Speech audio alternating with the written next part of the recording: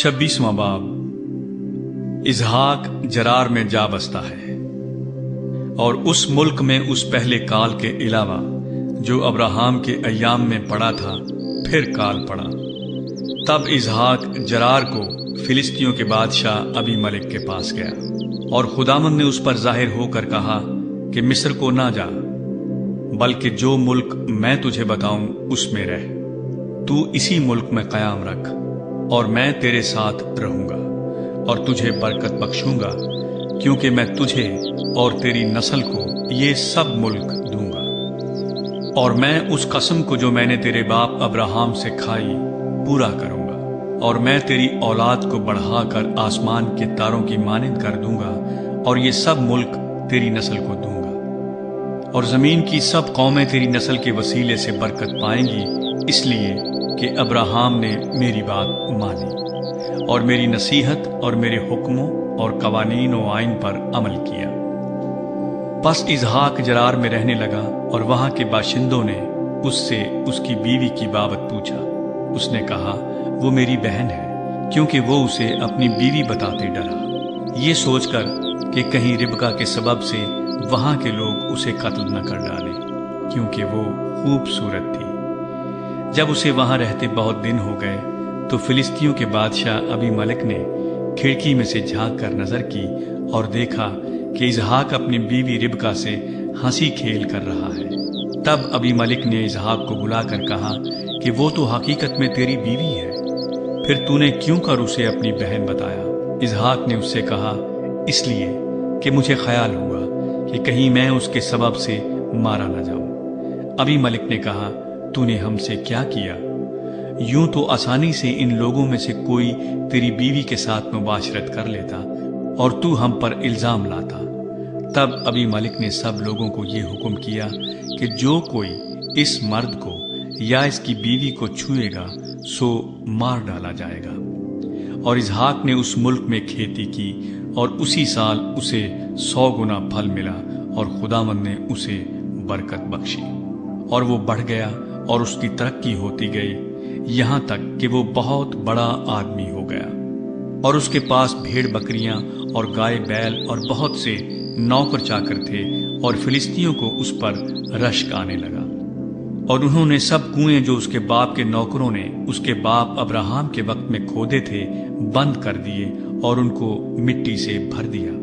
और अबीमेलेक ने इसहाक से कहा कि तू हमारे पास से चला जा, क्योंकि तू हमसे ज्यादा जोरावर हो गया है। तब इसहाक ने वहां से जरार की वादी में जाकर अपना डेरा लगाया और वहां रहने लगा। और इसहाक ने पानी के उन कुओं को जो उसके बाप अब्राहम के अय्याम में खोदे गए थे फिर खुदवाया, क्योंकि फिलिस्तियों ने अब्राहम के मरने के बाद उनको बंद कर दिया था। और उसने उनके फिर वही नाम रखे जो उसके बाप ने रखे थे।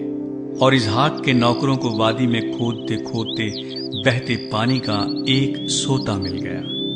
तब जरार के चरवाहों ने इसहाक के चरवाहों से झगड़ा किया और कहने लगे कि ये पानी हमारा है। और उसने उस कुएं का नाम इस्क रखा, क्योंकि उन्होंने उससे झगड़ा किया। और उन्होंने दूसरा कुआं खोदा और उसके लिए भी वो झगड़ने लगे, और उसने उसका नाम सितना रखा।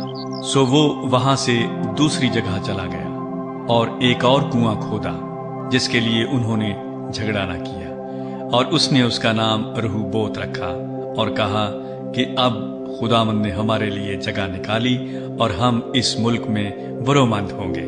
वहां से वो बीरसबा को गया और खुदावंद उसी रात उस पर जाहिर हुआ और कहा कि मैं तेरे बाप अब्राहम का खुदा हूं। मत डर, क्योंकि मैं तेरे साथ हूं और तुझे बरकत दूंगा और अपने बंदे अब्राहम की खातिर तेरी नस्ल बढ़ाऊंगा। और उसने वहां मज़बा बनाया और खुदावंद से दुआ की और अपना डेरा वहीं लगा लिया। और वहां इसहाक के नौकरों ने एक कुआं खोदा। इसहाक और अबीमेलेक में मुआहिदा। तब अबीमेलेक अपने दोस्त अखूजत और अपने सिपह सलार फीकुल को साथ लेकर जरार से उसके पास गया।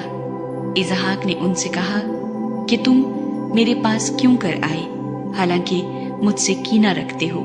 اور مجھ کو اپنے پاس سے نکال دیا۔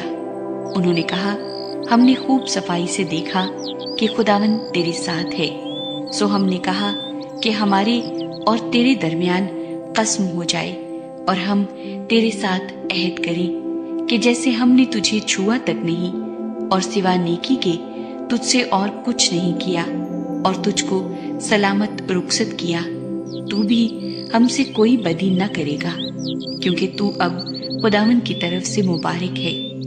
تب اس نے ان کے لیے ضیافت تیار کی اور انہوں نے کھایا پیا، اور وہ صبح سویرے اٹھے اور آپس میں قسم کھائی، اور اسحاق نے ان کو رخصت کیا اور وہ اس کے پاس سے سلامت چلے گئے۔